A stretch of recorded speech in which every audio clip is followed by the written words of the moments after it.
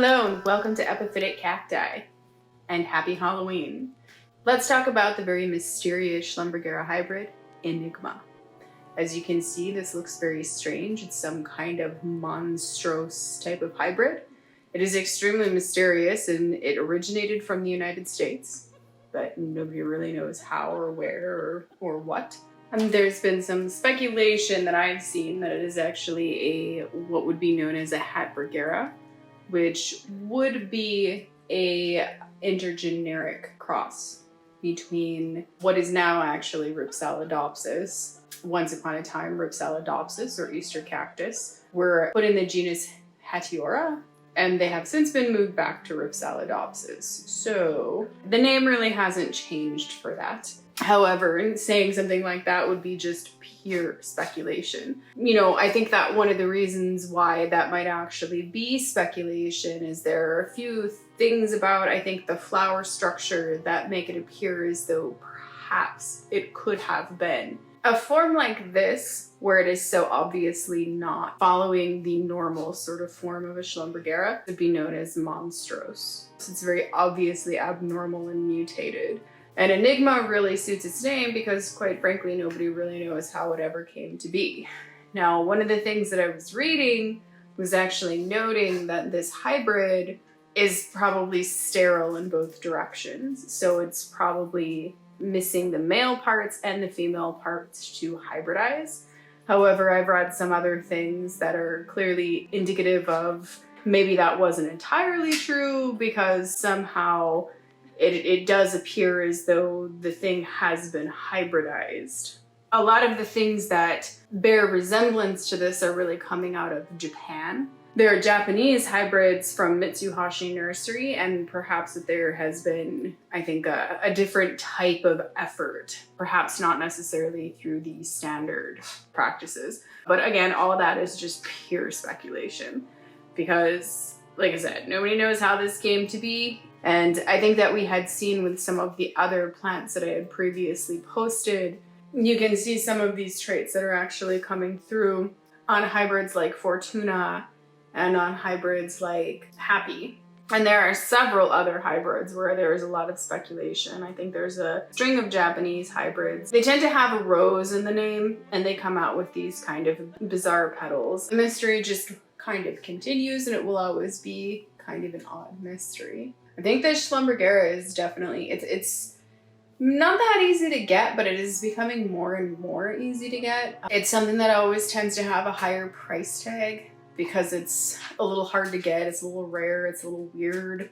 I also think that it is supposed to be, from some of the things that I've read, a little harder to grow. And I think it might be even a little bit harder yet to bloom. I got this earlier this year. It was from an auction though. I got it from Witten's Greenhouses, but it wasn't from their storefront. Sometimes they hold auctions on eBay for your more rare varieties like this. It's so strange because, I watched the buds form, and as the buds were forming on this, they had some resemblance to Fortuna and Happy, but there was something very strange even in the very young bud stage.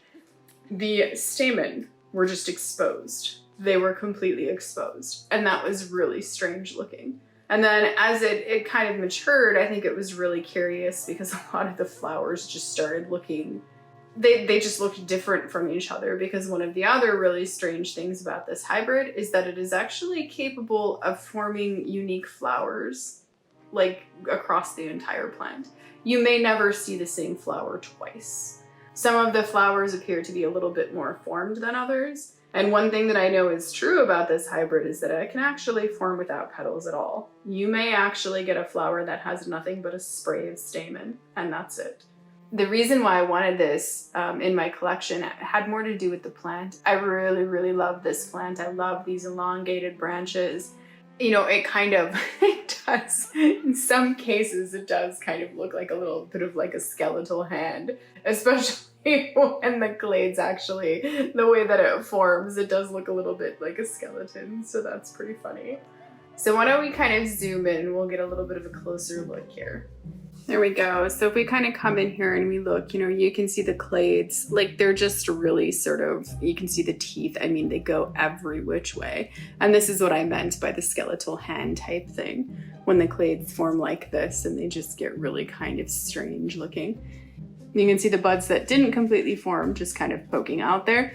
And if we go through some of the flowers here, you'll see that some of them are just a little bit more formed than others. Like this guy here, he's a little bit more formed than the other flowers. And you can see, you know, by looking at this, you can definitely see the resemblance between something like this and something like Happy for sure. And then even through into something like Fortuna. You will also notice that if I go in here and I start trying to find, you know, basically what would be the stigma, you'll see again, it's actually absent. There we go. And if we really kind of get down in there, I kind of destroyed this flower for this, but you'll see there isn't even one. So it doesn't even really exist in there. That's kind of a strange anomaly that can happen in nature where something could end up being neither male or female. It just didn't develop the parts. I really like it when they form like this. You can see it's actually a little bit like roadkill or something. It got flattened. And then the stamen, they actually just spray upward, kind of like a cool little Mohawk. It's like a little Mohawk flower, but it's very strange, very curious looking flowers. And this one's going over a little bit now. You can see it's really pretty. You know, and again, some that get a little bit more formed, but you can see that the stamen, they always kind of want to go into that strange Mohawk-like spray. And like I said, sometimes, and you can see just how random they are, how some have more petals, some have less, but in none of these flowers are actually resembling each other. You know, here's another one that is like, has less petals, seems to be just kind of all in all less formed. He's just kind of coming out like that. And you can see that same sort of tubed petal shape that's happening here on these guys. So that is really curious. Isn't that just beautiful? I do think it's beautiful, even though, you know, I think maybe this plant wouldn't be to some people's liking. This plant is definitely to my liking though. I definitely think that it is just really interesting and really curious.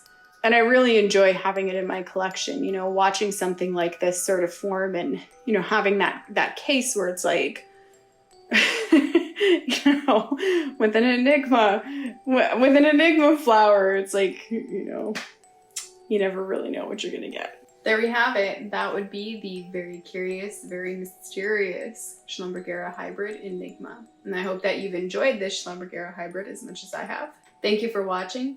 Have a safe and happy Halloween and happy cacti growing.